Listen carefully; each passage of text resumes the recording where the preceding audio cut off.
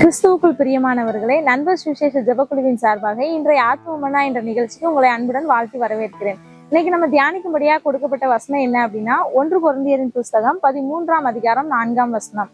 அன்பு நீடிய சாந்தமும் தயவும் உள்ளது, அன்புக்கு பொறாமை இல்லை, அன்பு தன்னை புகழாது இருமாப்பாயிராது. அன்பு எப்படிப்பட்டதாம்? நீடிய சாந்தம் உள்ளதாம். எப்படிப்பட்டதாம்? தயவு உள்ளதாம். இன்னும் எப்படிப்பட்டதாம்? பொறாமை இல்லாததாம். இன்னும் எப்படிப்பட்டதாம்? தன்னை புகழாதான். இன்னும் எப்படிப்பட்டதுன்னு சொல்லணும் அப்படின்னா, அது இருமாப்பா இராது அப்படின்னு சொல்லி சொல்லப்பட்டிருக்கு. அன்பு அப்படின்னா அதுக்கு பெரிய உதாரணமே யாரு அப்படின்னா, நம்ம ஆண்டவராகிய இயேசு கிறிஸ்து தான். ஆண்டவராகிய இயேசு கிறிஸ்து என்ன பண்ணாரு அப்படின்னா, இந்த உலகத்துக்கு வந்தாரு. வந்து நமக்காகவே வாழ்ந்து என்ன பண்ணாரு, நமக்காக ஊழியம் செஞ்சு நம்ம மக்களை வந்து என்ன பண்ணாரு அப்படின்னா, ஒவ்வொருத்தரையும் நோயுற்றவங்களை வந்து என்ன பண்ணாரு அப்படின்னா குணமாக்கி நிறைய நன்மைகளை செஞ்சு என்ன பண்ணாரு அப்படின்னா அவரோட அன்பை காண்பித்தாரு.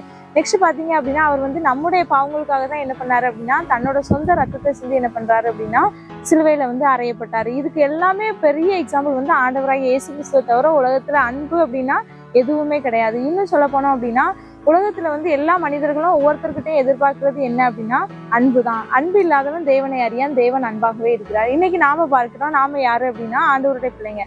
நாம என்ன பண்ணோம் அப்படின்னா மத்தவங்க கிட்ட அன்பை காட்டுறவங்களா இருக்கணும். அன்பு இல்லாதவங்க தேவனை அறியான்னு சொல்லி வேதவசனம் குறிப்பிடப்பட்டது. நாம உண்மையிலே மத்தவங்க கிட்ட அன்பை காட்டுறோமா அப்படிங்கிறத இன்னைக்கு நம்ம வச்சு யோசிச்சு பார்ப்போம். இன்னும் பாத்தீங்க அப்படின்னா, அன்பு அப்படிங்கிறது என்ன அப்படின்னா இதை பல வகையா பிரிச்சிருக்காங்க.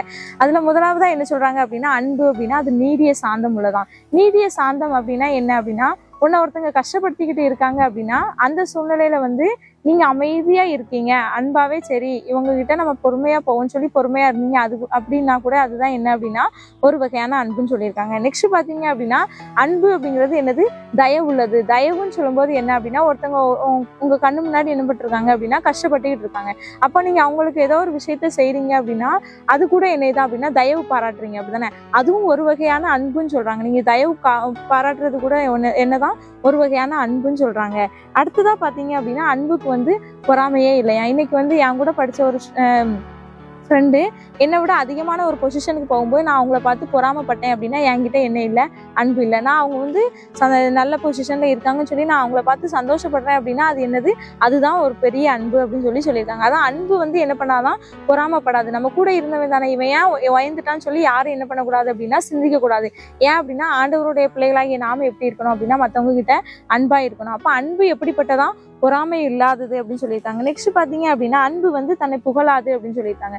நீங்க இன்னைக்கு என்ன பண்றீங்க அப்படின்னா, ஒருத்தர் ஒரு விஷயத்த செய்யும் போது என்ன பண்றீங்க, உங்களை கஷ்டப்படுத்துறாங்களா அந்த சூழ்நிலையில நீங்க அமைதியா இருக்கீங்க. அது வந்து அமைதியா இருக்கும்போது என்ன பண்றீங்க அப்படின்னா நீடிய சாந்தமா இருக்கீங்கன்னு சொல்லி பார்த்தோம். நெக்ஸ்ட் பாத்தீங்க அப்படின்னா, அன்பு வந்து தயவு பண்ண வைக்குதுன்னு சொல்றாங்க. ஒருத்தங்களுக்கு நீங்க உதவி பண்றீங்க, அந்த உதவி பண்ற விஷயத்த நீங்க என்ன பண்ணோம் அப்படின்னா வலது கை செய்யறத வந்து இடது கை அறியாது இருப்பதாக அப்படின்னு சொல்லி வேதவசனம் குறிப்பிடப்பட்டிருக்கு. அப்போ உங்க கையை வந்து ஏதோ ஒருத்தருக்கு வந்து இறங்கி கடன் கொடுக்குதா, யாருக்கும் உதவி செய்யுது அப்படின்னா அந்த அன்பு என்ன பண்ணணும் அப்படின்னா வெளிப்படையாக தெரியக்கூடாது. மற்றவங்களுக்கு என்ன பண்ணணும், நீங்க செய்யற மனிதருக்கு மட்டும்தான் என்ன பண்ணணும் அப்படின்னா தெரியணும். அப்ப நீங்க ஒரு காரியத்தை ஒருத்தருக்கு உதவியா செஞ்சுட்டு அதை விளம்பரப்படுத்துறீங்க அப்படின்னா அது என்னது இல்லை அப்படின்னா அன்பு இல்லை. அன்பு வந்து என்ன பண்ணாது அப்படின்னா தன்னை புகழாது. நான் அன்பா இருக்கிறேன், நான் அவங்க மேல அன்பு காட்டி தான் என்ன பண்ணிருக்கேன்னா அவங்களுக்கு உதவி பண்ணிருக்கேன்னு சொல்லிட்டு நீங்க என்ன பண்ண மாட்டீங்க, வெளியில போய் சொல்றீங்க அப்படின்னால அது என்னதான் பெரிய புகழ்ச்சியா மாறிடும். அப்ப அது என்னது இல்லை அப்படின்னா அன்பு இல்லைன்னு சொல்லியிருக்காங்க. நெக்ஸ்ட் பாத்தீங்க அப்படின்னா, அன்பு வந்து இருமாப்பாயிராது. ஒருத்தரை பார்த்த உடனே என்ன பண்ணோம் அப்படின்னா அவங்களுக்கு என்ன தேவையோ, அவங்களுக்கு என்னென்ன தேவைகள் இருக்கோ உங்களால முடியும் அப்படின்னா நீங்க என்ன பண்ணணும்,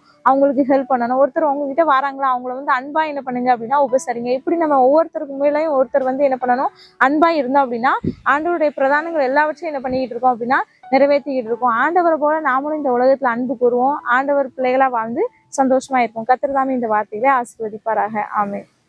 ஜெபம். எங்களை அதிகமா நேசிக்கிற நல்ல தகப்பனே துதிக்கிறோம் ஏசப்பா. இந்த நாளுக்காக நன்றி ஏசப்பா. இந்த நாளிலே ஏசப்பா அன்பு என்னிலே இல்லை என்றால் நான் ஒன்றும் இல்லை ஆண்டவரே. ஏசப்பா தேவன் அன்பாகவே இருக்கிறார் என்ற வேத வசனத்தின்படி நீங்க அன்பாய் இருந்தது போல நாங்களும் ஒருவருக்கு ஒருவர் அன்பாய் இருந்து ஏசப்பா நாங்க எங்களோட அன்பை ஏசப்பா மற்றவங்க கிட்ட பகிர்ந்து கொள்ள என் தேவன் நீங்க கிருபை தாங்க. முழுவதுமா உடைய கருத்துல அர்ப்பணிக்கிறோம். ஆமென்.